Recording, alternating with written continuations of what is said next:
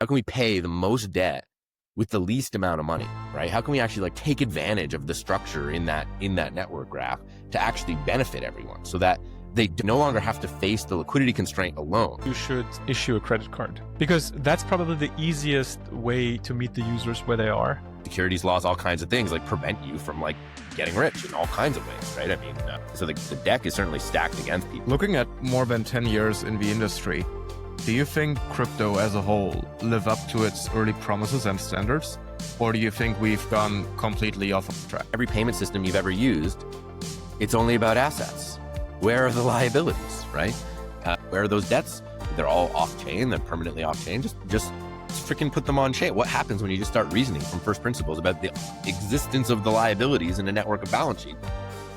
GM. All right. Welcome back to Odyssey. Today we are joined by the one and only Ethan. And today's stream will be about everybody's three favorite Austrian economists. So Ethan, which Austrian economists do you like the most? Man, that's not what I was thinking. I'm going to say Eleanor Ostrom. Can I? No, I like to troll them.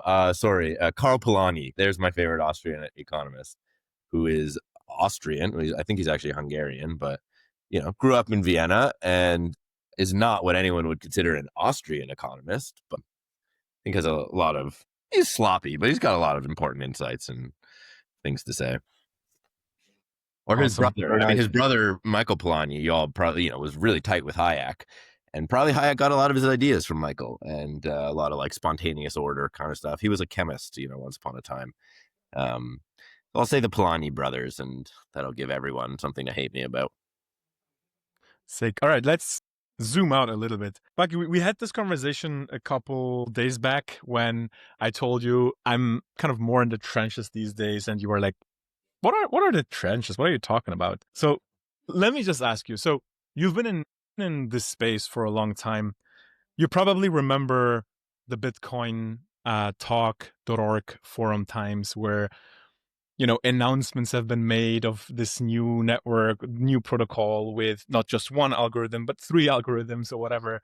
And, people were running all these protocols with master nodes and you name them. In my mind, like, these were the trenches 10, 15 years ago, or like in the beginning. And, people made and lost fortunes in like minutes, basically. Which was like the side effect. And today it completely shifted. Like we had a couple things in between. Obviously we had like the ICO era, we had the VC era. And today it's like the casino feels like it's happening on Solana, happening in Discord, Telegram groups, on Pump Fun. And it's more honest. Like back then, I feel like people tried to change the world and there was technology. And now it's just like, oh, like this is a giant casino and, let's have all these like weird memes. So isn't everything a meme at the end of the day? I guess in some sense, everything's a meme at the end of the day. I mean, there is a thing called biophysics. I like to think there is a, material reality, but pretty much everything else seems to be just a meme, which is sort of to say everything's just magic. There's something about that. One thing I'm very curious about. So before the creation of Cosmos, like what have you been looking into? Were there like any of these early projects you've been looking into or like try to build on? Well, the trenches used to be Skype. We were all on Skype talking about Ethereum. The original ETH group was on Skype. Remember, Amir Taki was never happy about that. So that felt kind of like ironic and wrong. And yeah, we were building on in and around ETH. Once upon a time, the like first thing I was actually like building in crypto was a project called Crypto Schwartz. This was at some like hackathon in 2014. And we were going to revolutionize peer review and publishing with some, decentralized, curated, review system built on ETH. And we were building it in like, LLL. This was like low level Lisp before Solidity was a thing, and talking about it on Skype and early Slack. I think people were using Slack back then, and we were all excited. And by the way, how did you originally get into the space? Like dark web drugs, or what was your background? No, but we'll say I just had a close friend who just passed away, and he kind of found Bitcoin before me because of like the Silk Road and stuff. and was always, kind of like, hey, we gotta get into this. And I didn't really know what was going on yet. And then at some point in 2013, I was, I'd been turned on to like Austrian economics and I didn't really understand what was happening at the time. I was just like, oh, bail-ins, bailouts, like, chaos in the financial system, buy Bitcoin. And so I started, trying to buy the internet money on the internet, and was very frustrated that that wasn't possible in 2013. And I had to like, drive to meet a guy and hand him cash. And then my buddy was like, I told you, man, I told you we should have bought this stuff. Like, yeah. But so that's I kind of found it through. I remember trying to understand Bitcoin in like 2012 and reading the Wikipedia, and just like every other word I didn't understand. I was like, I don't know what a Merkle tree is. I don't know what a private key is. Like, I don't know what any of this stuff is. And then we tried again in 2013, sort of in the context of the economic situation and the European sovereign debt crisis and all that.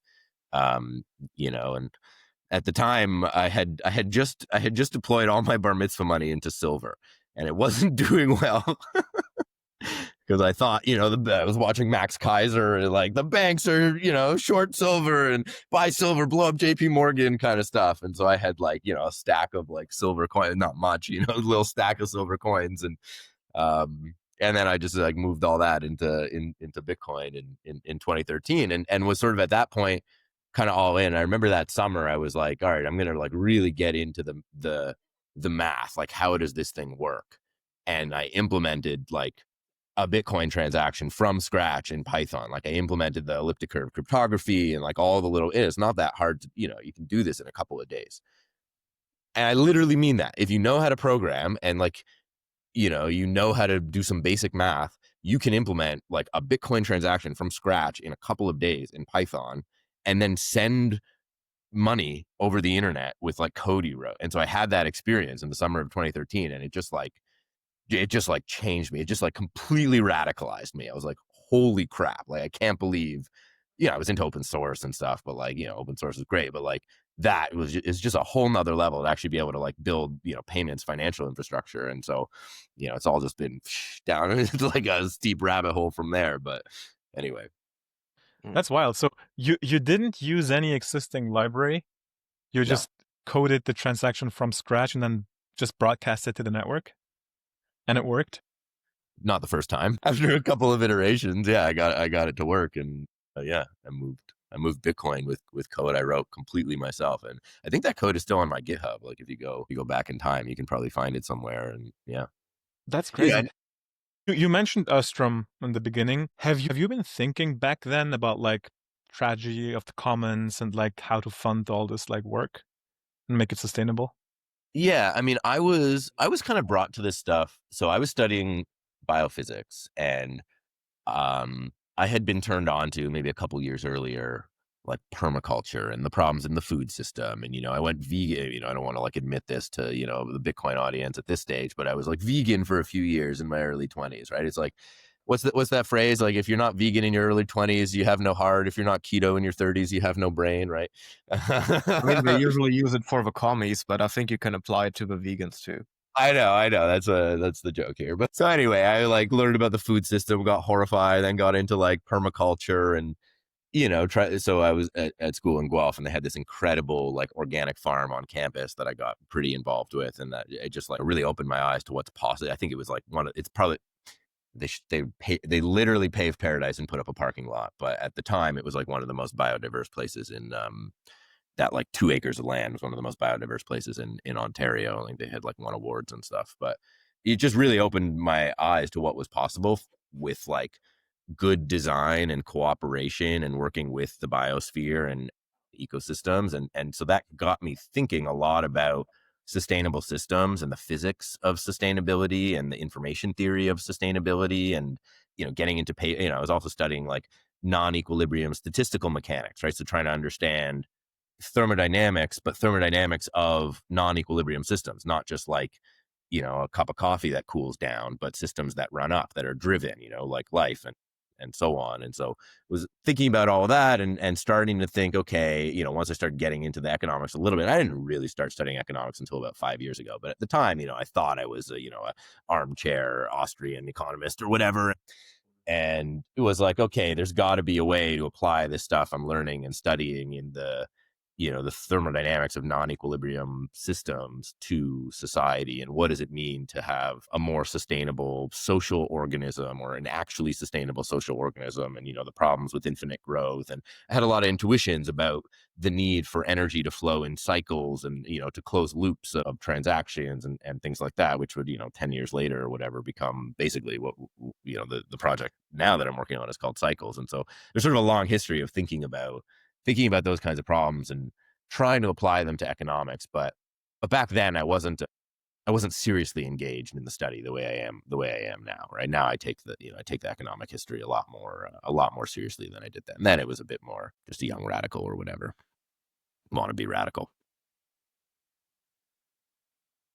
Looking at more than 10 years in the industry, do you think crypto as a whole live up to its early promises and standards? Or do you think we've gone completely off of track?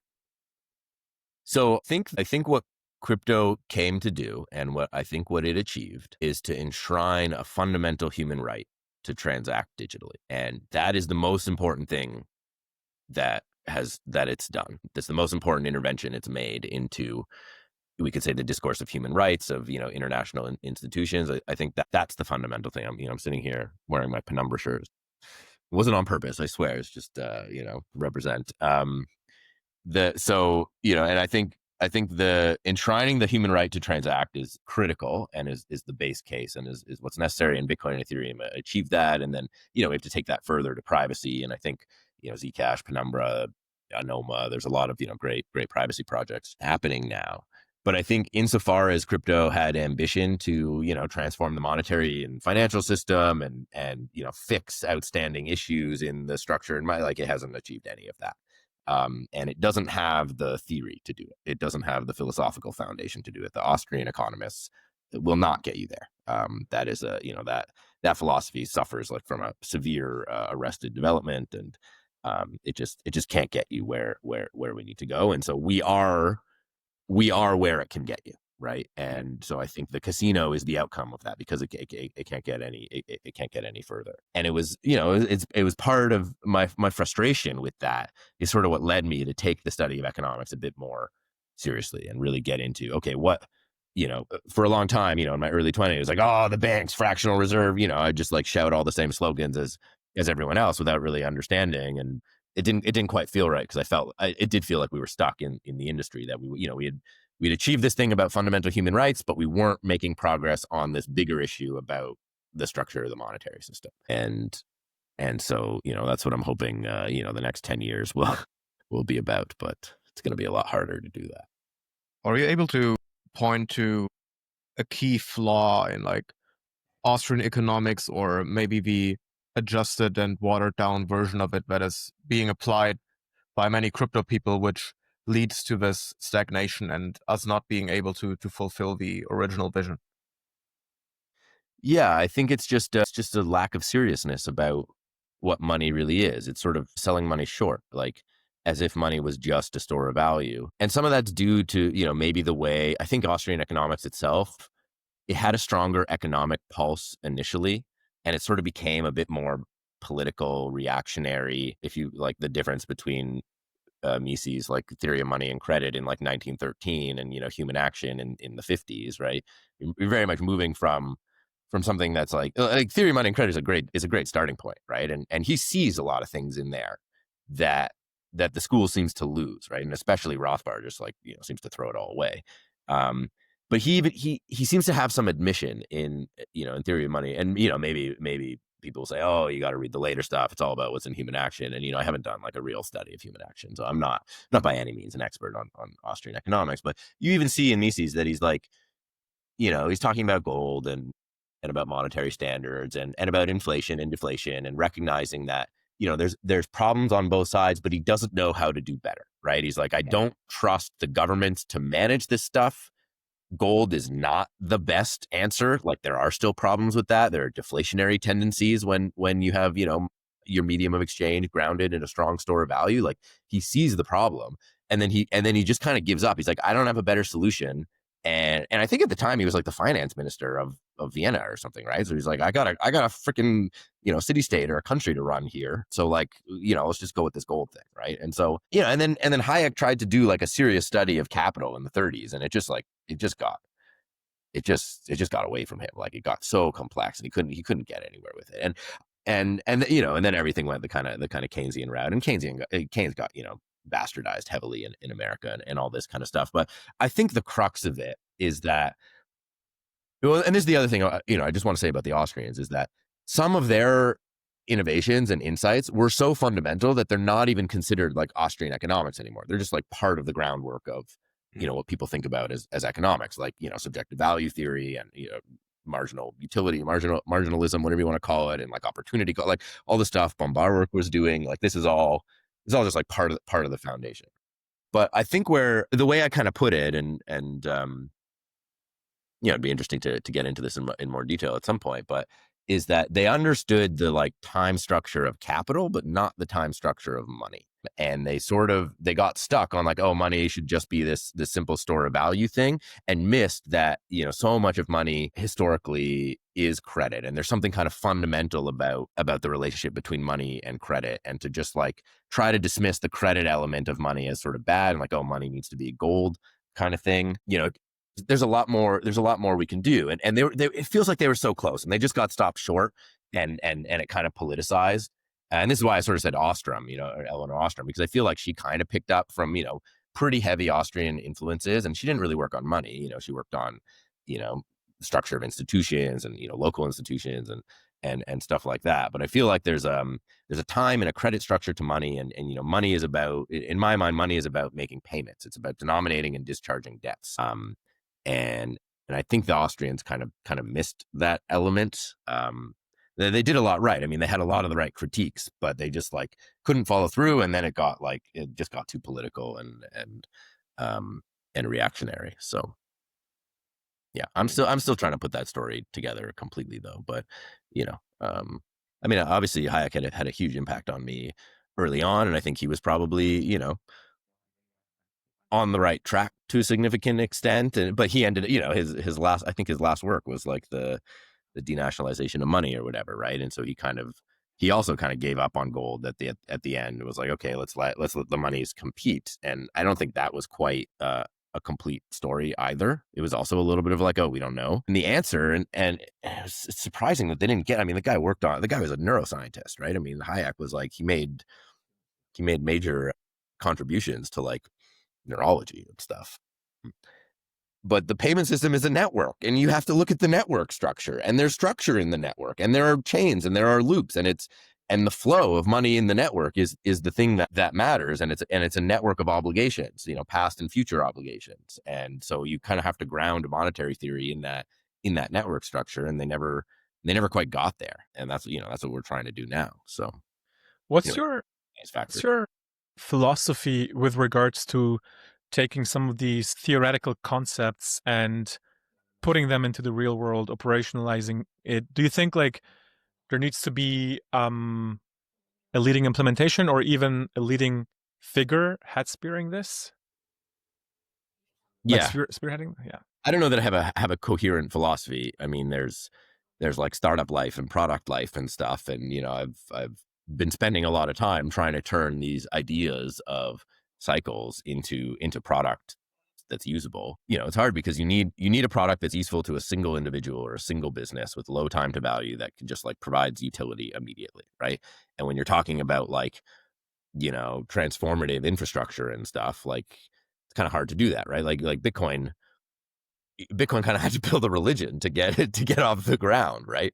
So maybe I need to be building a religion, and it sort of goes back to your, well, is it all just memes? I mean, maybe, like, to some extent, economics is just like self-fulfilling meme prophecies, right? Like they come up with formulas for how to price options, and then everyone just prices their options like that. Like, is that correct? I don't know. It depends on like risk-free rates and assumptions about, returns in the market and stuff. Like, are those things all true? Like, I don't know. I don't think so. To the meme point, like one interesting thought experiment was, are you aware of the horseshoe theory of? Yeah. So, like there's the far right. There's the far right, there's the far left, and they almost like connect at the bottom when they move more into the extremes. So if you take like Bitcoin as the most established far right project that probably has been seen as a meme when it started, and like meme coins, I mean, the thing that they share is this cult like religion like community tribalism that they're building, and whether it's right or wrong, it's just happening. And that to me, is missing in a lot of like promising tech projects that try to just like solve a problem or build a solution to a problem. They don't at all have this community. And two projects I can think of who had this community was XRP Army, whatever the tech was at the time, and Link Marines. You know what I mean? So they nailed that part, and they were. It's also interesting just to observe that those are both military metaphors, right? That there are religions around. I mean, I'll just leave it at that. But go ahead.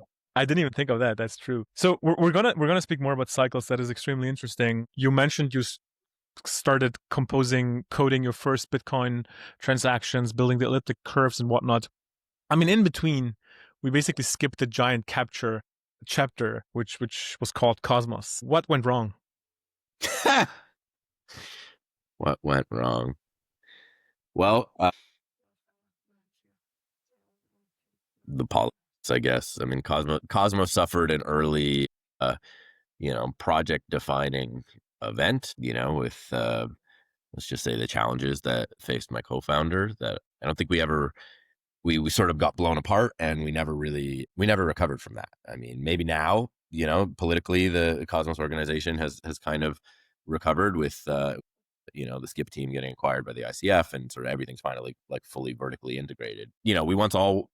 There was a unified, very strong Cosmos development team in one company working closely together with amazing vision and roadmap and plan. And that company got like kind of forcefully blown apart, not by anyone's, desire or plan. And it was just like Humpty Dumpty. I personally spent years trying to put the pieces back together again. And, maybe what went wrong there was thinking I could and sort of hanging on to like a world where, we were going to be able to bring this thing back together versus let's say this political drama wouldn't exist, and the organization would have been, run super smooth centrally or whatever. What would success look like in your mind? Do you think the model with the hub and Atom would have worked? And how would that look like in your mind? I think it would have worked. I don't know exactly what it would look like because we would have had 5+ years of continuous, competent development on it. So I think, there were, I mean, the core like explanatory factor in my mind is that like the Cosmos Hub didn't have like a coherent development team for like 5 years, right? I mean, it's almost like Neff said. So like, what's the the counterfactual is that it did have that and it never lost it. I mean, I can't even imagine how much further ahead. At the time, I used to think, in like 2021, I would be like, oh, we were just so far ahead of our competitors that this like political chaos is like the universe's way of giving everyone a chance to catch up. And like, it's good for us. It'll like give us, a bit more competition or whatever. Right. I mean, we didn't have the like, organizational capacity to handle that. So I think, the Cosmos Hub would have been focused on as a top L1 from the beginning. There would have been a more coherent strategy around interchain security. Like the initial interchain security was supposed to be a way to expand the capabilities of the hub, right? It sort of ended up becoming, because of, politically was sort of the only possible outcome, became like a launch pad thing, which didn't quite make sense and wasn't the original intention, right? It should have been a way to expand the capabilities of the hub by having its own virtual machine, by having its own DEX, by having its, other things. So, I mean, and I think so much of the problems we faced was just from like the fragmentation, right? But if the plan had worked, like, and Osmosis launched as an interchain secured chain in 21 or 22 or whenever it was, and was like part of the orbit of the hub, and these things all work together instead of sort of working against each other, and instead of the hub constantly wrestling with this like existential crisis, was just like there and strong and supportive the whole way.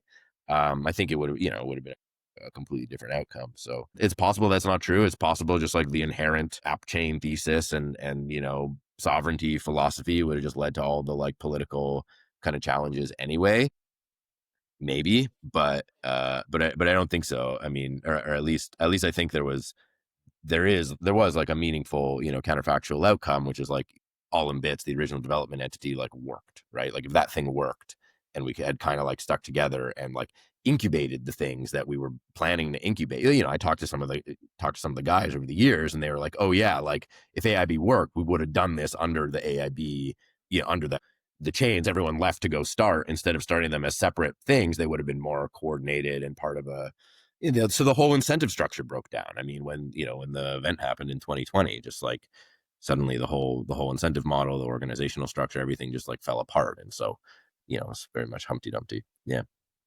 So what do you think? I mean, I guess when did you get into Cosmos? Like 21, or what was your perception of? I mean, I've been following closely since 2018, but I think I got in 2020. Right. I was with Radical before. Right. Yeah. And Alexei worked at AIB. I mean, he went. I know. He was like this, and that's when I really saw it. I was like, look, we just got this like unbelievable dev. Like he can do, like look at the talent magnet that we've created here. Like we can attract anyone, we can do anything. And he couldn't handle. He was like, fuck this. Like I'm out. He left after like 6 months. And so like. When I was like, shit. Well, if we can't keep talent, like there's going to be much bigger problems. Yeah. Here. I mean, the fragmentation was a problem for sure. I think it's still hard to predict whether the general like asynchronous composability would have worked, especially if you look at something like Solana, where people seem to just appreciate this like monolithic, super fast execution environment where everything just works super fast. But one other thing that isn't mentioned a lot in my mind is, I mean, the cost that you just had to pay for a sovereign chain to pay the validators. And I feel like this constant sell pressure from operators, but also like stakers, I don't know, like there's so many examples where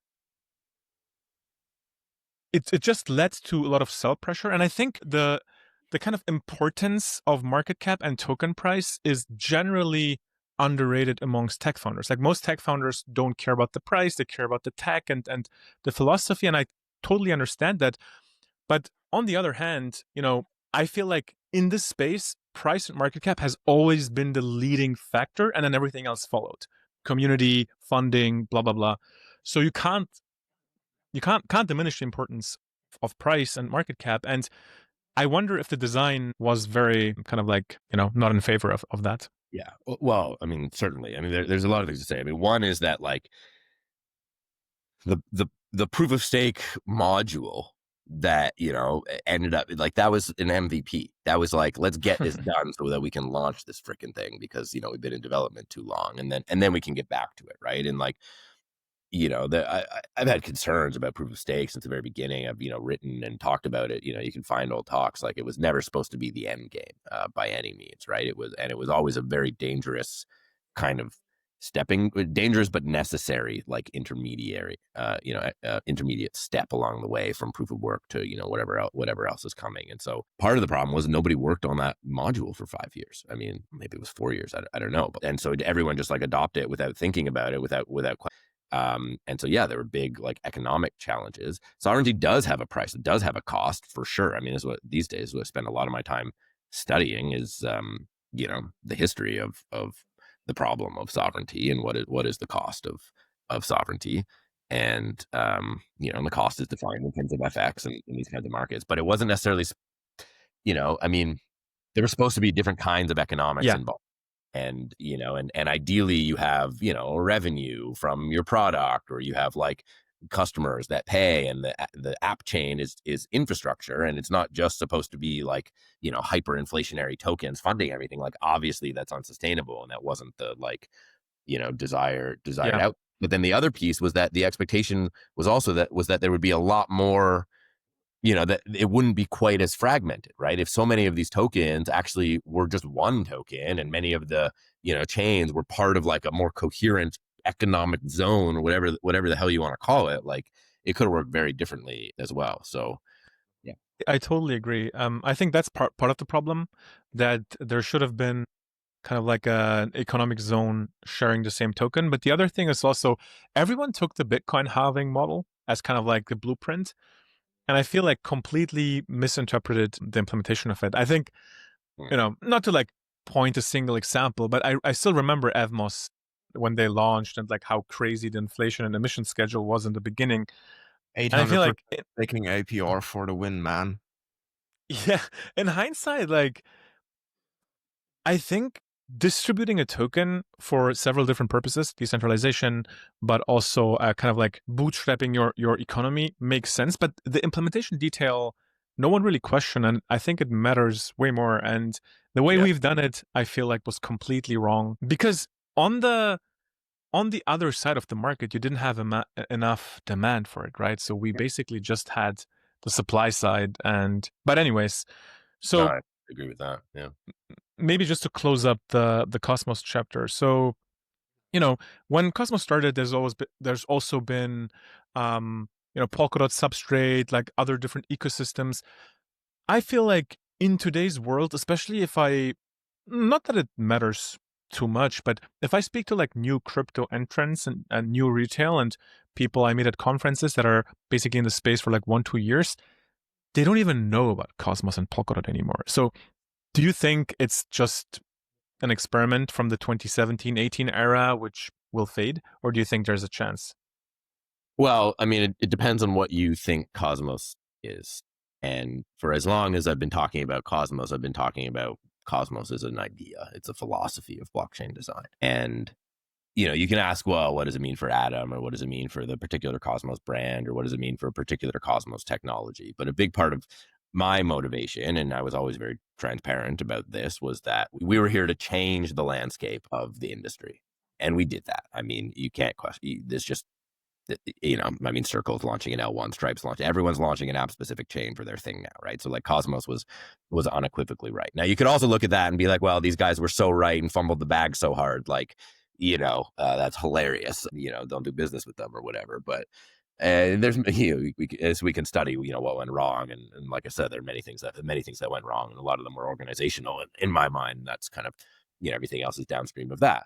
But there's also just the general cycles of like, there were a bunch of things that were hot in 2017 and hot in 2019 and, hot in 2021. And no one knows about them now because there's only 3 things that matter and everything, and then there's a few things that are hot today or whatever. Right. And so, it's possible that, things from the past kind of fade out. I think Cosmos has had, will always have like a, undeniable legacy in terms of having like meaningfully transformed the space and sort of been incorporated, philosophically into everything else. I think Tendermint will for sure live on. I mean, it's now being maintained by an American, public American corporation in the form of Malachite, which, so Circle just acquired Malachite. That's Tendermint, right? That's Cosmos. Like, that's not going anywhere, right? And so, Cosmos has always been complicated to talk about for these reasons, because it wasn't, it was a philosophy, and then it was also these multiple pieces, and so parts of it are certainly going to continue to be very successful. I think Tendermint is one of those.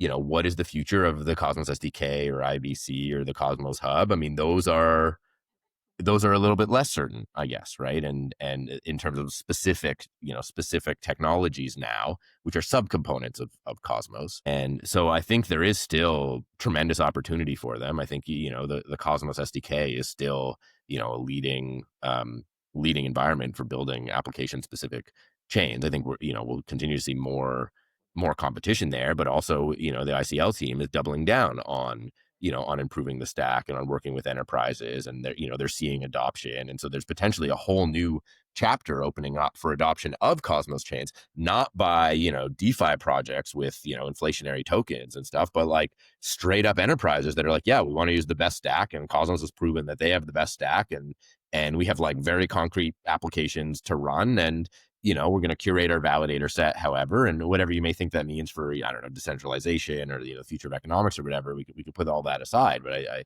certainly see the Cosmos stack having tremendous potential success from here, in those kinds of model. And then then there's questions about what's it going to mean for IBC, and what's it going to mean for the Cosmos Hub, and I still have a lot of faith in the ICL team. I think they're a great team. They've only been at this now for for 8 months. They've pivoted a couple times. I mean, you gotta let startups do their startup thing, but I do think there's still a tremendous future for those specific components.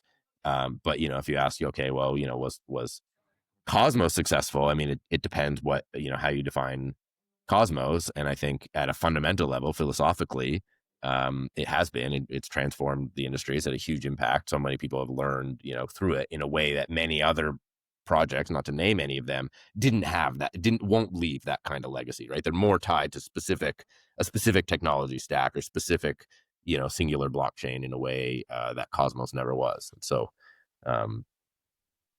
maybe that's a cop out of an answer, or maybe no, but I'm really or something. But yeah. So I've always spoken to both worlds. I've spoken to the tech founders, people like Marco, people like you, people who built the tech, people who are passionate about, operating, running, like building Merkle trees, building ZK tech, Dave as well, and then at the same time, I speak to people who, put their money into Phantom Wallet or Moonshot or Coinbase and buy these things. And the discrepancy is wild to me. Yeah. It's basically neither group understands the other. Mm-hmm. And I think there has to be more alignment. And that's why my question is, when you look at, even things like XRP or Cardano with these like wild market caps, which for a long time, probably no one was using. I don't even know if they had any users or real builders. And at the same time, you have these like Phantom Wallet users who only care about buying Fartcoin or Trump or, whatever meme coin is on vogue. How does that make you feel? Like, do you hate that? Do you not care about that at all? Do you try to understand it? Like, how do you look at it? Yeah, I don't spend too much time thinking about platforms for retail gambling. That's the honest answer. I guess, over the years, there have been times where it like stung a little that everyone was gambling over there instead of over here, or that like, if I want to go have fun getting rich or staying poor with them, I have to do it on someone else's platform.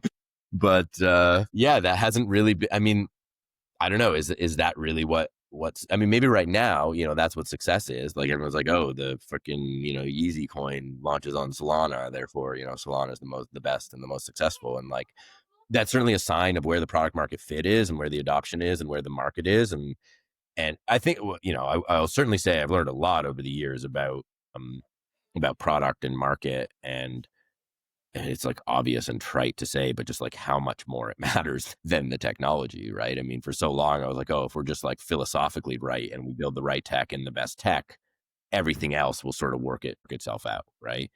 And maybe if you have a strong enough, or if you have like the right organizational structure, like maybe there's still a sense in which that can be true. But it's certainly been, I don't know about somewhat frustrating or just like annoying that the best this technology has been able to like achieve, and it's supposed to be this like grand technology of like human rights and transformative impact for like the constitutional structure of civilization. Like I think about it in really big ways in the long arc of history, and then it's just like, oh, what's it used for? It's freaking gambling and stuff. But like also it's like that meme about the internet, like, oh, you have all of human knowledge at the tip of your fingertips, and what do? You just look at silly pictures of cats all day. Like, okay, so I guess it's the same thing. Like, it's sure. Of course, the internet's used for a lot more, a lot more higher stake stuff than that now too. But maybe that's to be expected. That like that is what the interface with the masses is just going to look like. It's going to be the stuff that taps into the dopamine circuits or whatever. And like, who am I to say whether that's right or wrong, or if I can change anything about it? It's religion, right? It's like the number goes up. That's like a theological construction. I don't know. I have to defend the casino just a little bit. By the way, are you still actively doing anything on chain, Ethan, or are you completely out of touch with that part of the world? I do on-chain transactions. Like I make payments, I send money to friends. Like I do commerce from time to, when I make investments, I'll send Bitcoin or Atom or USDC or whatever. I've never really, bought my first meme coin some months ago. You know, I saw that Rick Dudley had a meme coin, and I was like, "Fuck it, I'm in."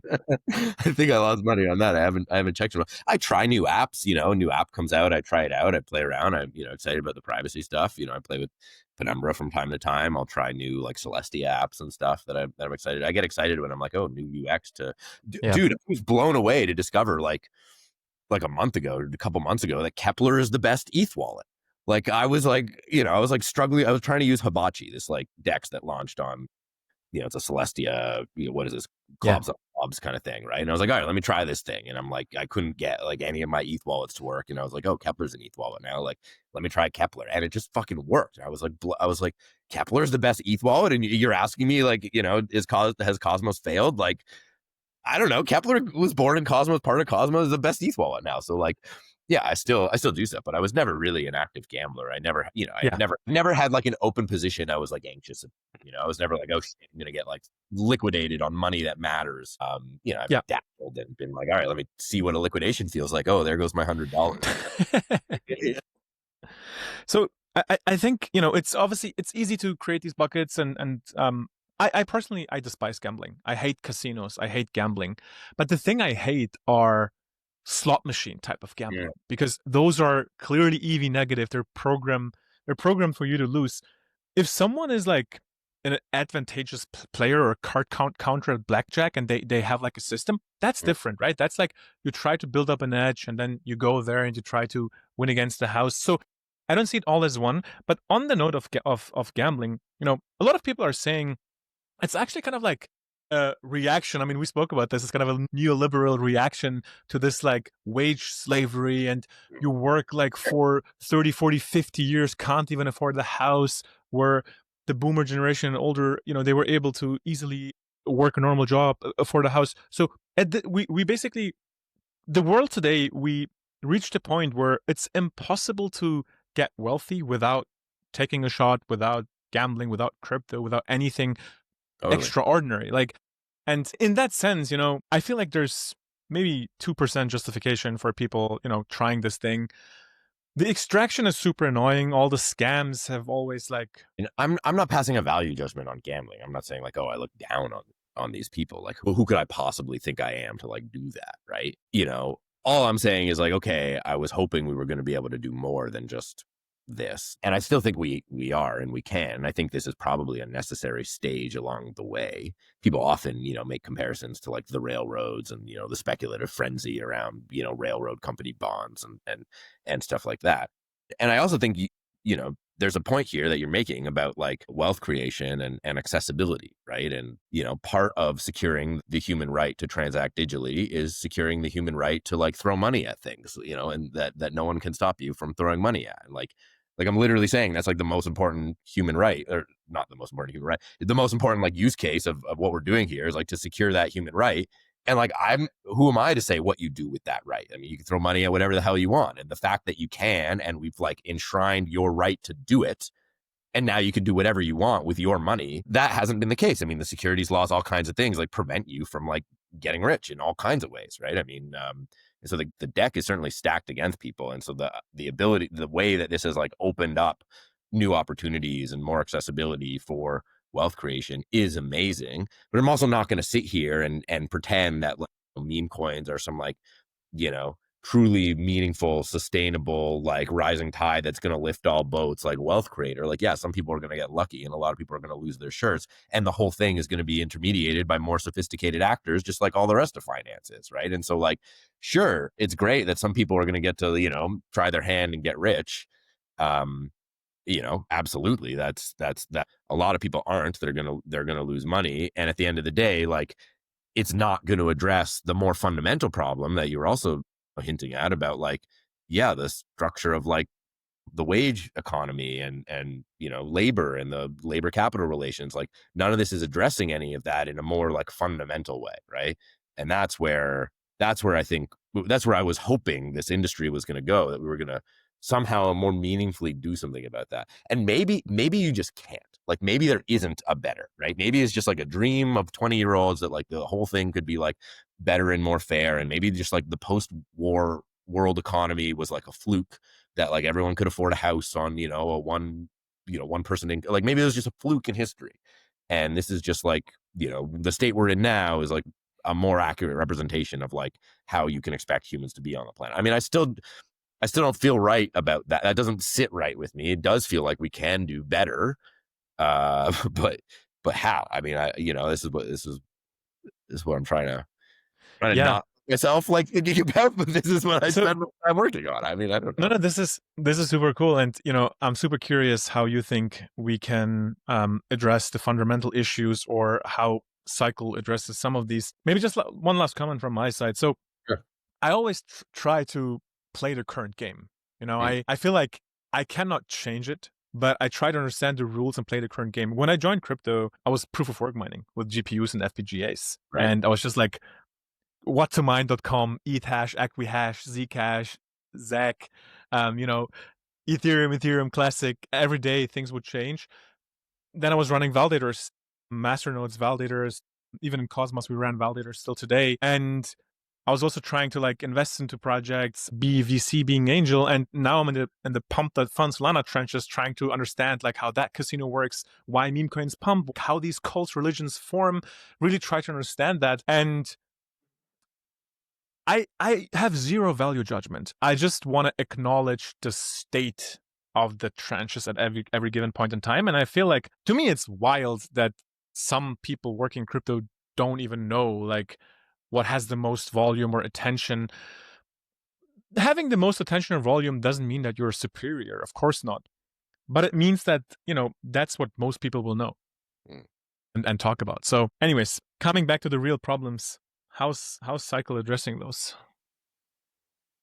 So the real problems, right? And like what are we doing here? I mean, to some extent, we're talking about problems of religion and theology, and we're talking about problems of economics, whatever economics is. And I've done my fair share of like economics bashing, but ultimately what we're talking about are flows of money and flows of capital and flows of obligations and the network structure of those flows, right? And sort of what everyone is saying when people talk about inequality, what they're talking about, whether they know it or not, is that there's imbalance in the payments graph. The graph is imbalanced, right? The flows get concentrated in, they have certain sources and certain sinks, right? And the sources and sinks are somehow connected through a network, and everything flows into these sinks. And we want the sinks to be more broadly distributed or something like that, right? Or for there to maybe not be sinks at all, for everything to stay somehow more circular and flowing, right? And so, broadly speaking, I think, and maybe religion is a way to like close some of this gap and to say, okay, well, we'll close the loop in the afterlife, right? So in the, in this world, I'll be poor and I'll be part of the imbalance in the graph, but, the graph will balance beyond the grave. Right. And so, maybe one way to think about religion is that it's an approach to balancing the graph in the afterlife and what you couldn't balance on Earth. Right. But I want to think about, well, how can we balance the graph on Earth? Right. And that doesn't mean, everyone should be equal. It doesn't mean some kind of communism or something like that. Right. It means to actually look at the flows. Right. And if anything, I mean, if you're someone who thinks like, oh, we shouldn't be printing money. Well, if there's permanent imbalances in the graph, then the only way you can sustain that is either through like outright exploitation or oppression of other human beings, or through printing money. It's just a simple matter of like mathematical fact. If the graph is imbalanced, those are your only options. How do you maintain the imbalance, right? Or it ends in revolution or something, right? So if you care about sound money, if you claim to care about sound money, and you're not thinking about the graph structure of the economy, you're just not being serious about the problem, right? And so what I just want to be serious about the problem. And people say, oh, economics is the science of confusing stocks with flows. And it very much is. And people will talk about, the quantity theory of money, right? And they'll look at the quantity theory, and they'll look especially at, the money term and the price term and maybe the total output term, because that's the GDP and that's really what they want. And, oh, they're talking about nominal GDP or so. And then there's one term in there that they all ignore, and that's the velocity term. Right? Like, oh, assume velocity is constant or something like that. I mean, the only important term in the quantity theory of money is the velocity term. And it's not, trying to represent it as a single number is the problem.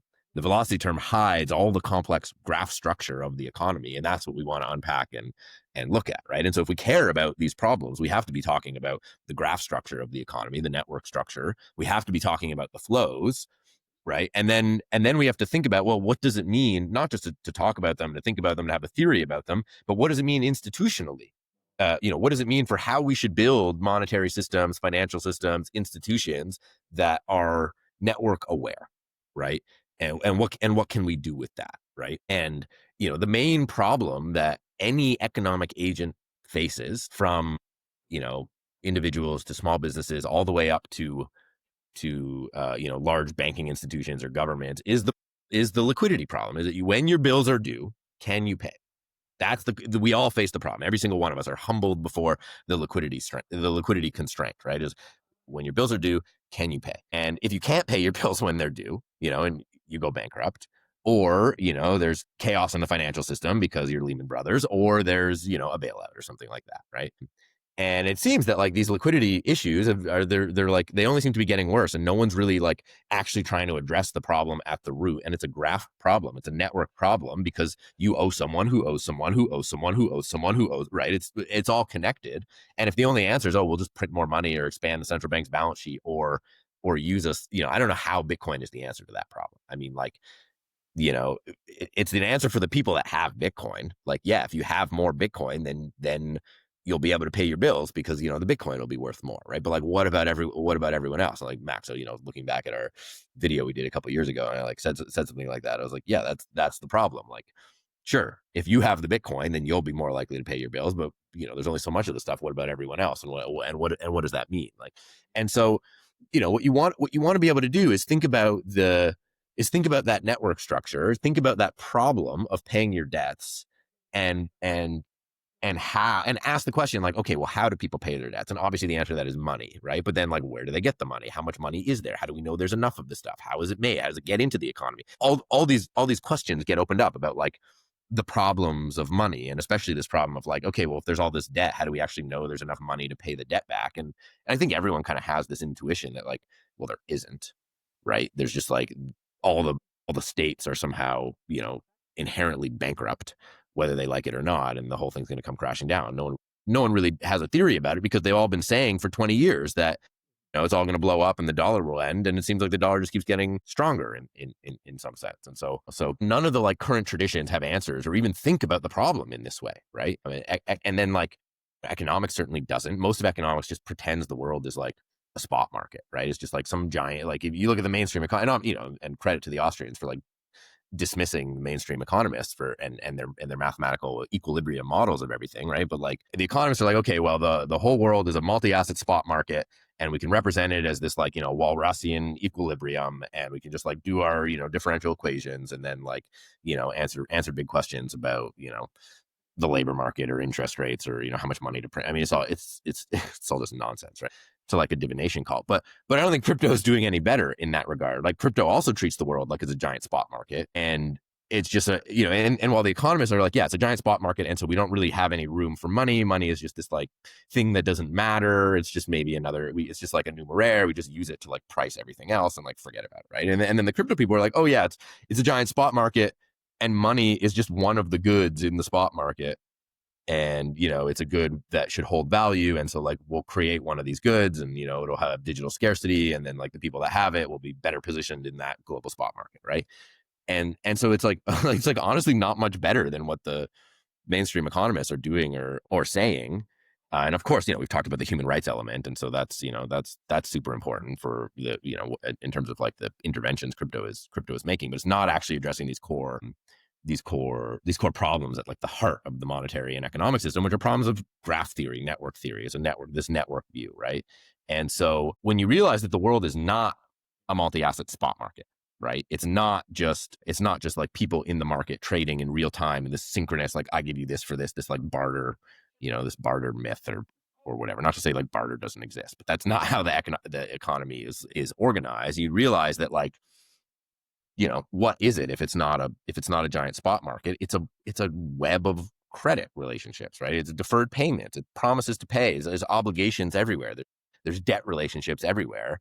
And those can't go away if everyone, you can't just say, well, if everyone was a sound money economist, then there would be no debt. I mean, it doesn't work like that. Like the spot market is too constraining. Like I ship you goods and you pay me later. That's just how the world works and how it's worked for thousands of years, right? And how it will continue to work. And so you have to take that seriously and say, okay, if it's not just a spot market, what is it? It's a network of balance sheets. And so we have to think about the structure of the balance sheets and what people are doing. And they have, debts from the past, and they enter into contracts for debts in the future. And so you need to think about debts in the past and debts in the future as like the primitives out of which you're trying to build a system that can actually help people solve this core problem that they all face, which is the liquidity constraint. How do you pay your debts when they're due, right? And so if you think about economics in this way as a network of debts and obligations and in the past and in the future, and not just as a spot market, you sort of like find yourself pondering this problem of, well, how can we actually pay? How can we like discharge? How can we pay the most debt with the least amount of money, right? How can we actually like take advantage of the structure in that network graph to actually benefit everyone, so that they no longer have to face the liquidity constraint alone? Like normally when you have bills to pay, like what are your options? You have like cash that you have to use to pay, or you have to like get a loan, right? Or you basically go bankrupt, right? And so you face the liquidity problem like alone, like as if you're siloed, you're off on your own, like as if there isn't like a network economy that you can tap into, and it's just whatever credit you can muster for yourself, right? But there is this broader network that you could face the liquidity constraint like as a group, as a network, right? From a multilateral perspective, rather than just thinking about everything in this like narrow bilateral, well, I owe, and so I'll do a transaction that pays you. You could think about it in this broader kind of network-based multilateral view that's like, hey, there's a whole network structure here. We could think about the broader flows of money and obligations in the economy, and we can use that to benefit everyone, right? And so there's all this capital, all this cash that ends up being used to make payments that's just not necessary at all. So many of those debts could just be cleared without any of that cash, And so all of a sudden, if we want to talk about just like, the utility of that to like individuals and small businesses, I mean, you're literally talking about like, about higher yield. You're literally talking about being able to like leave your cash invested and earning yield for longer or for much longer potentially, versus having to take it out to handle payments, only to get paid a little bit later. There's all this like duration mismatch that just creates like, cascading ripples of inefficiency across the economy because nobody's looking at the network structure. I mean, it's like gridlock in the traffic system, right? I can't go because you can't go because he can't go because I can't go. And we're all stuck. And if only they would like coordinate the traffic lights a little bit better. I mean, I live in Toronto. It's fucking every time I get in the car, it's like, it's brutal, right? And it's like, it's so obvious that it could be better. It's just so obvious, and just no one, I don't know what it is, but and so it's in the payment system, but you don't see it in the same way. You can't see how obvious it is that it could be better because you're stuck into this like bilateral perspective, right? And it's a cycle is about opening that up. But okay, so all very high level and theoretical, but it's just in the context of the conversation we're having. I'm happy to get more practical with it. Yeah. Just to have like a stupid, simple, practical example, Max owes you $100. You owe me $100. I owe Max $100. And because of this relationship, if there were to be a global ledger where all of this is registered, instead of having like 3 transactions where we each pay each other, this could just be like settled automatically and collapse within the system, right? Exactly. So how do you get all transactions onto that ledger? Well, that's the product problem, right? And that's where just like having, having technology and talking about it with your friends on their podcast isn't really gonna crack this nut. I mean, so what we're building is basically a payments and treasury management product for businesses, right? That makes it really easy to pay and get paid in stable coins as a business, to keep your cash invested and to give up less yield, right? To make payments, right? And so get paid without giving up yield, pay without giving up yield, basically. And start with just, a simple payments product focused on, individualized use cases that's useful for a single business, like privacy preserving, self-custodial, get paid, make payments, do business, handle your invoices, your accounting, all the kind of basic stuff. There's really like no good solution for that now for stable coins even, right? I mean, I'd get paid more in stable coins. Like we have contractors that would get paid more in stable coins if there were solutions, right? And there just aren't. So we're building it, and it should be live in October, but Oh, that's great for saying that publicly, but we've got some people who we know would use this thing because we would use it, right? It's like, okay, this would actually be and just forget about clearing for a minute, right? Just like because that bootstrapping problem is it's a vicious problem to solve. Just build a useful product for private stablecoin payments for businesses, and get started with that.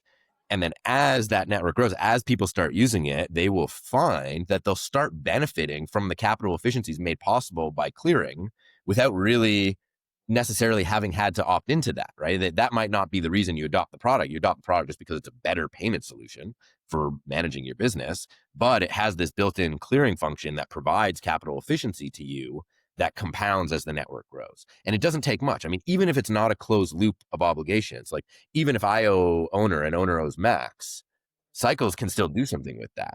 Because in Cycles, every payment is actually a loop, right? Because we treat liquidity sources like USDC or whatever as nodes in the graph. They're just nodes in the graph that, if I have a balance in USDC, that's just the USDC node owing me money, right? So that's a super interesting example. And we as a business, we use a software who helps us with like paying and receiving stable coins. But obviously we would need to have USDC on a wallet and send it away, right? So the first thing you mentioned is you don't actually have to do that. Like you can still earn yield on your stables. You don't actually have to like unstake or whatever, wherever it's generating yield.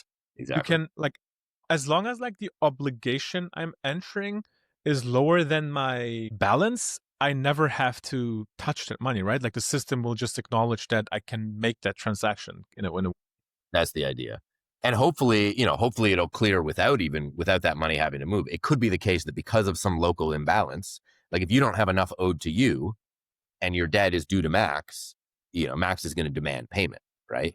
But the fact that like the USDC is there, it's invested, Cycles can see it, Cycles can potentially automate it being transferred to Max when your debt is due, but not before, can incentivize Max to also use Cycles. Maybe you share some of your yield with him because you're getting extra by using this system. So it kind of has this like this viral growth potential that brings people on that realize, hey, we all save more if we use this thing, and saving more means earning more, basically, right? And so we want to talk about getting back to wealth creation. I mean, okay, the few bips you're going to earn by not having to make a payment early with your 4% yield or whatever, it doesn't compare to the 100x you'll get by gambling in the meme coin casino. But when you compound that over time across so many people and regular businesses, right, we're starting to talk about very meaningful systemic structural change in the payment system with a solution like that, right? And that's what, I mean, this all started with a paper, from my co-founder and other colleagues on liquidity saving through obligation clearing as a intervention to help SMEs in times of crisis. But it generalizes. I mean, this is really a structural change in the payments and financial system that can have like significant compounding benefits for small businesses. And, another way to think about it is that, well, the banks do clearing every day. The banks have been gathering in clearinghouses for hundreds of years, right? And in fact, if you want to study the origins of central banks and what you think is, the enemy of crypto and all this stuff, like you have to study the origin of central banking and you have to study the clearing system that existed before that. I'm not going to bore you about 16th century, clearing right now, even though I think it's one of the most interesting things in the world. I mean, what these bankers were doing in the 16th century before central banks is they had like literally an international cabal of bankers that cleared all the debt in Europe, like without any money. I mean, it's, so basically we're talking about like restoring that, but without the cabal, right? Making it an open, decentralized network. What the bankers do and have been doing for centuries, if not longer, is they gather together in these clearinghouses that they have exclusive access to.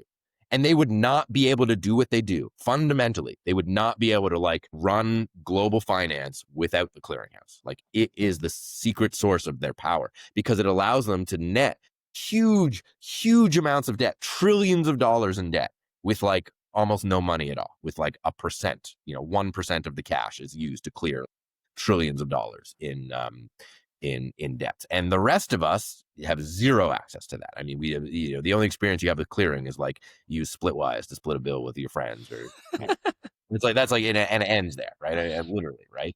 And so there's this massive, so just think about it like this. The most powerful financial technology in existence is clearing. It's accessible exclusively to the largest financial institutions on the planet. And every single other economic actor, which is everyone, billions of people and hundreds of millions of businesses, would benefit from this. I mean, it's the most powerful financial technology in the world, so obviously they'd benefit from it. And they're systematically excluded from it. And no one is doing anything about it, except for some recent cycles, because, you know, we're weird enough and crazy enough to like study history and think about, you know, the network structure of the economy. Like, are you kidding me? Like, what? Like, am I wrong? Like, what am I doing wrong here to like be spending my life on this thing that, you know, no one else seems to see? And maybe it's just because it's hard. It is just like really weird and hard that like, oh, to get this network effect thing, like, you know, certainly a lot of people have told me, you know, oh, you'll never be able to do it. But I mean, they also told me I'd never be able to build Cosmos. So maybe they were right about Cosmos. I don't know. So right now we have around 315 trillion in global outstanding debt. Just a very stupid question. Who do we owe all of this money to? Each other. I mean, you know, China. I don't know. I haven't looked at who it's all owed to, but yeah, you're talking about what what is that an aggregate of? Yeah, I mean, what, and government? also to think that further, how do we kick off this flywheel that like you start with the smaller amounts or where the assets greatly exceed the owed liabilities? Like, where do you start unclogging this insanely large knot of mutual obligations? Like, there are instances out there. I think it's the Target 2 or Target 3 system in the EU, where essentially balances between European nations are not settled immediately. And they are basically subsidizing exports of other countries, but it is a kind of incurring, a loss of money for these local governments of these very nations' companies. For example, if you look at Germany, which usually has a trade surplus, other countries, I think, I'm not 100% sure about the accuracy of these numbers, but I think Italy owes Germany like either it was 100 billion or a trillion in like an outstanding export balance. So like the money flows to the German companies, but it does not flow to the German government. So like, how would you settle that? I mean, you cannot just send Italy a bill of $1 trillion. Like, that ain't gonna work.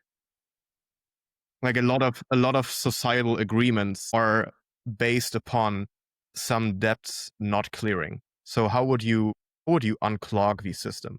Well, so this is the interesting thing. When did we develop a system based on debts that are not supposed to be paid back? And what does it mean that we have all these debts that aren't supposed to be paid back?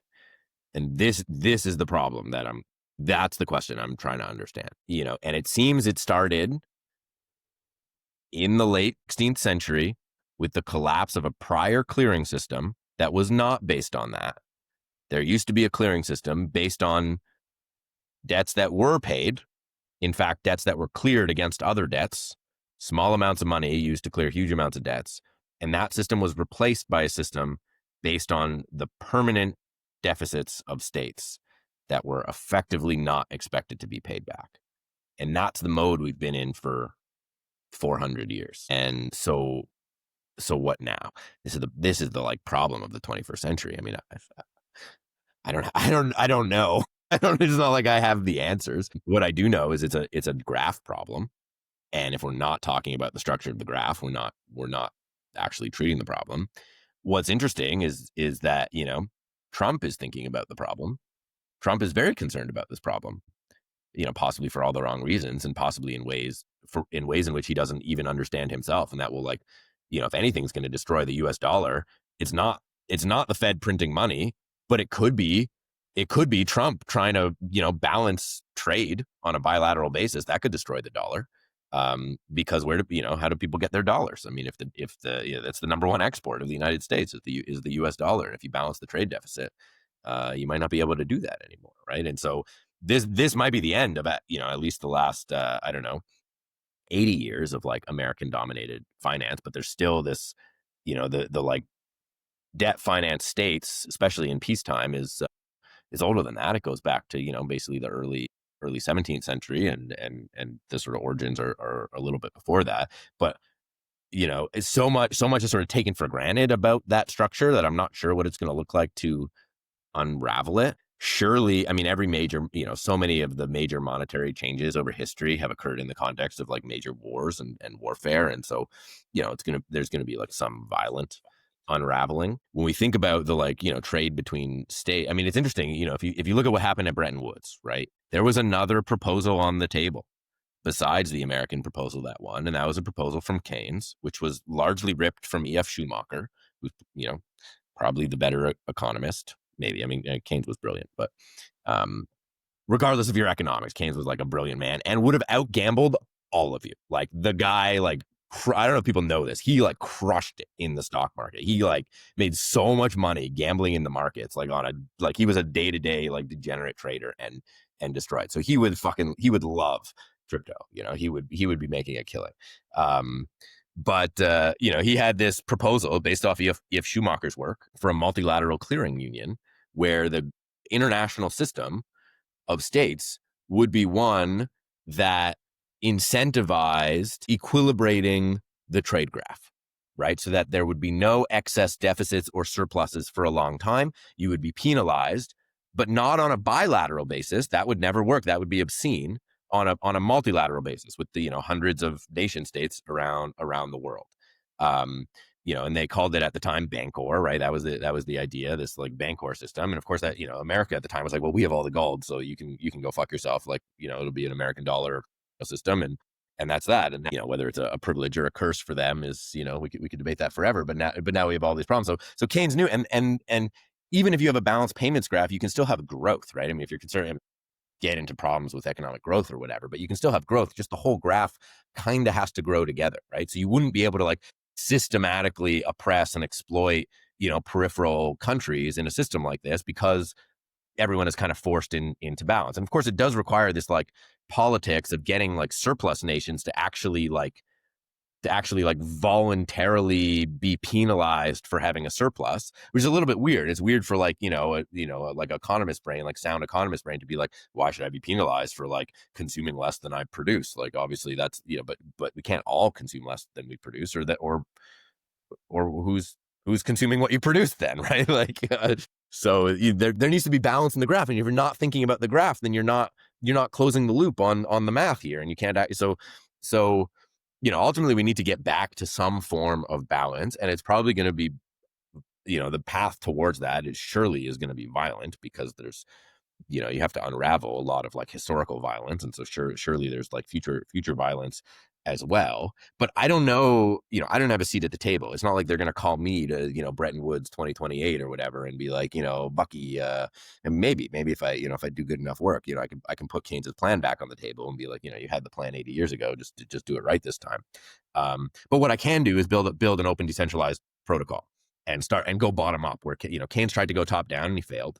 And again, I'm talking about something where Keynes was like definitively right. I mean, we can argue about, Keynesian economics and about the, the general theory and all the stuff Keynes wrote, none of which is like really relevant here, right? All I'm talking about is the trade graph, and it's really E.F. Schumacher's idea. Just Keynes got all the credit, and Schumacher's a brilliant paper from like 1938. I mean, you should just read it. But so you need to think about the structure of the trade graph, the balance in the graph, because like that is the problem of inequality. That is the problem of economic opportunity. It's just the topology of the graph, right? And so at least I can go bottom up. I can build a protocol that can actually allow businesses to start doing that, to surface the structure of the graph. And then, and then you get interesting problems. It's like one thing to say, okay, well now we have this graph structure, so I can clear whatever balance exists, right? To the extent there is balance in the graph already, I can deliver benefits, right? You'll benefit, you'll have capital efficiency, you'll earn more yield, all this stuff, because you won't have to move cash because there's some balance in the graph, right? But how much balance is there already? Well, it's limited, right? Obviously, as you know, there's, trillions of dollars in debts with states that isn't intended to be paid back. And there's all kinds of, sinks in the graph where, where there's kind of permanent imbalances just from the structure of the economy and all kinds of stuff. So, but then you can start asking interesting questions of, well, is there like, in economics, is there a game theory of balancing the graph, right? And you can get into all the mechanism design of trying to create more balance, and you can incorporate the sort of ecological considerations of that. I mean, forget about, the way we approach climate change. It's nonsense. Nobody's thinking about the graph structure, right? I mean, it's not everyone just thinks about aggregates.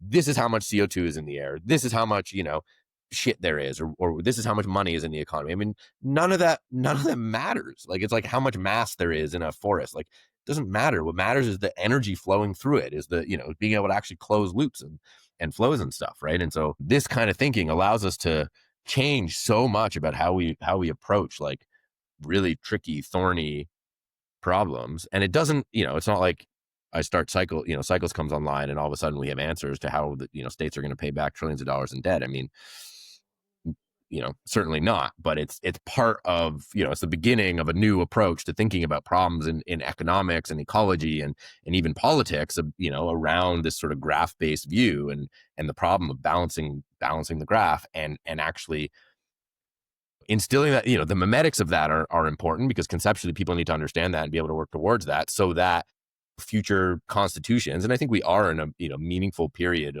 of precursor to meaningful constitutional change, I would say, like on par with 19th century constitutional developments. And if the graph problem isn't part of that, then we're just gonna perish as a civilization. I mean, that's my view. I don't know if I've been answering questions or if I'm just yeah. Hopefully it's somewhat interesting to whoever might be listening. It is interesting. Is there the notion of like a more complex settlement beyond just like the stable coin or dollar? Like, how can I think about this? Like, I mean, even like in Germany right now, I don't own any dollar theoretically. I own euro. So I think the euro dollar example is probably trivial. But what about like a more complex scenario where I have some other form of asset, which may or may not be liquid? Like, how can I think about the settlement of different types of assets within this Cycles network? Yeah. So what's very cool about Cycles is we can express everything in terms of the graph. And so if any asset you have is an obligation from the asset issuer, from the asset node to you, right, that you might be willing to tender into the settlement process. And anyone else might be willing to accept that asset, obviously at a particular price in the settlement process. And so what we're doing is essentially decoupling the unit of account function from the medium of exchange function and saying, okay, you have debts, they're denominated in US dollars, but you don't have any US dollars.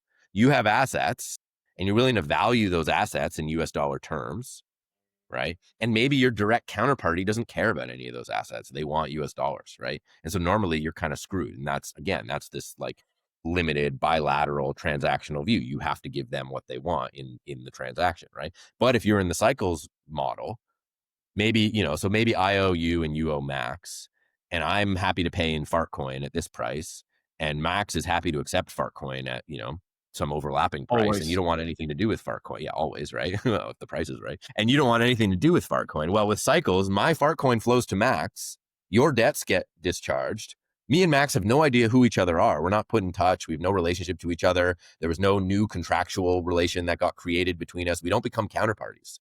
My assets just flow to Max, and I don't know where they went. I just know that my debt got discharged. I was able to pay in Fartcoin whether or not you accepted it. It doesn't matter to me. My debt to you is gone now, right? And so I can do that with whatever assets I have. I can say, okay, look, here are all the debts I have today, and here are all the assets I have that I would like to potentially be able to use to discharge those debts. And here are the prices I'd be willing to, value those assets at if I could use them to pay my debts. Will there be some sort of like solver network to solve these paths, or how can I think about this operationally?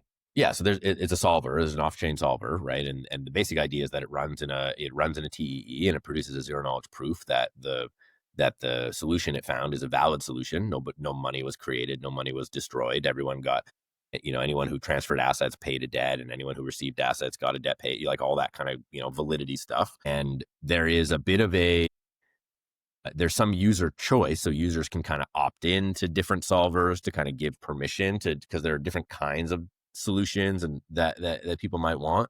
So we haven't really fully defined the economics of the kind of solver marketplace, but there are some very interesting games that open up here because the solutions aren't unique, right? There are many possible solutions that clear the same amount of debt, but they have different benefits to different people, right? So maybe, some solutions only have a small number of people. Some solutions have a large number of people. Maybe you can clear a slightly less amount of total debt, but with a benefit to more more participants, right? And so maybe people will prefer those kinds of outcomes. And so there's a whole world of like possibility and R&D about, these kinds of solver networks running on these graphs of obligations and acceptances. Acceptances are what we use to refer to future debts in the future, right?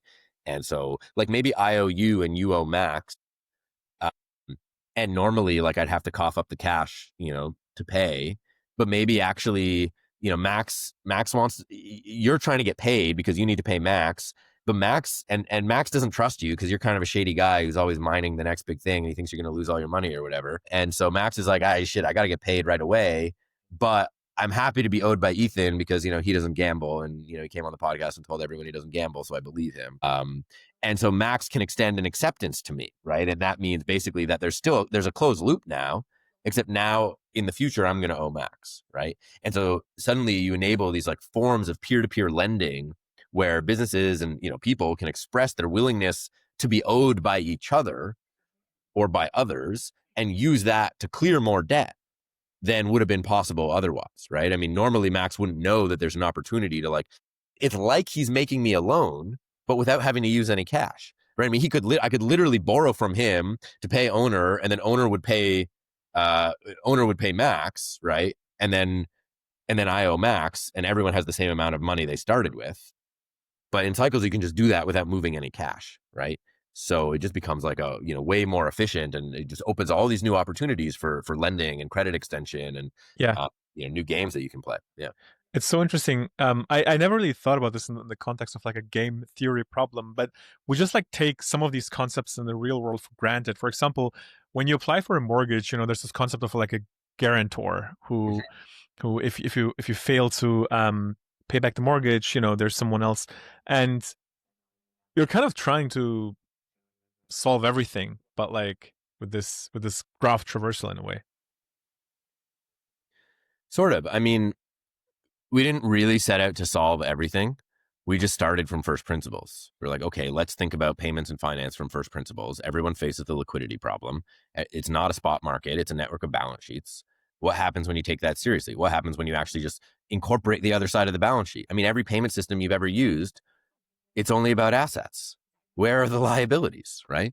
All our blockchains, they're just about assets. I mean, sure, there's Aave and Morpho and there's a lending protocol, right? But like, where are my liabilities represented? I mean, I owe people. I have businesses that owe people. Where are those debts? They're all off chain. They're permanently off chain. Just freaking put them on chain. What happens when you just start reasoning from first principles about the existence of the liabilities in a network of balance sheets? Oh, you get a system that solves like really thorny problems in new ways and opens up all kinds of new opportunities for capital efficiency. Like, wow, like, that's awesome. I mean, I guess it's surprising, but I really think you should issue a credit card. Mm. Because that's probably the easiest way to meet the users where they are with regards to their liabilities. And having a payment solution for merchants and vendors on the other, like for the other side, I think is amazing. Makes perfect sense. I would use it right away. And then having a credit card, wallet to meet the obligation side, basically, like capture order flow there. Fascinating. So a global splitwise for the world to automatically settle all the obligations. Maybe you could even partner with an existing crypto credit card like the EtherFi cash card. So it could start in a way that you could apply the Cycles framework if there's ever a transaction between different EtherFi cash users. So it might be a little over the top to expect this to integrate it on a like global level outside of this system from the get-go. But I don't know. Like that could be an interesting application. Yeah, definitely. That's a good thought. Lucky, thanks so much. A lot of fun. Yeah, it was super fun. Hour and a half, I think, roughly like we planned. Super interesting. We didn't really catch up before, so also good to catch up. Fun to talk again. But yeah, thanks a lot again. Let's definitely repeat this around October, maybe closer to launch. Okay, sounds good. Yeah, when launch, when Cycles airdrop. No alpha build. Oh, 2 weeks. 2 weeks TM. 2 weeks for every TIA Sybil staker, or who will receive the airdrop? I no comments there. No alpha. There will be plenty of things to do and try, and we want to reward loyal users for sure. and build real Very nice. community. Definitely let us know where we can stay in touch with Cycles, and update us of any updates and airdrops, of course. Yeah. Yeah. On that note, like, is there anything else you want the audience to check out? Any resources you want to point people to? Well, Cycles Money on Twitter or on X/Cycles Money. Cycles.money is the website, and you can find the white paper there, which is worth a read and sort of develops a language for reasoning about finance in this new way and motivating, this network approach to thinking about payments and some of the language for that. There's a glossary on the website as well if you just want to read through that. It's kind of organized conceptually, so just like a glossary of terms, and some of it's very basic, but it's basically combining accounting and graph theory, and in a way that sort of hasn't been done before, and opens up new possibilities. So that's Cycles. Yeah. And if you want to get in the trenches, this was supposed to be a talk about the trenches. I don't think we talked about the trenches so much, but if you want to get in the trenches on these problems of history and theology and political philosophy and the history of money and, what is money and all this kind of stuff, there is a school for the humanities online that's called the Mimbres School, Mimbres, where I've been spending a lot of time. I've been, leading some groups there and participating in courses there. And there's very, very deep, interesting studies of history, of money, of all of this stuff, and more of this kind of graph theory is also developing there a little bit as well. So I would check that out. Yeah. Amazing. Nice. Thanks a lot. Well, thanks so much, guys. Yeah, it was great chatting with you. Take care. See you soon. Bye. Let's be in touch. Have a good one. You too.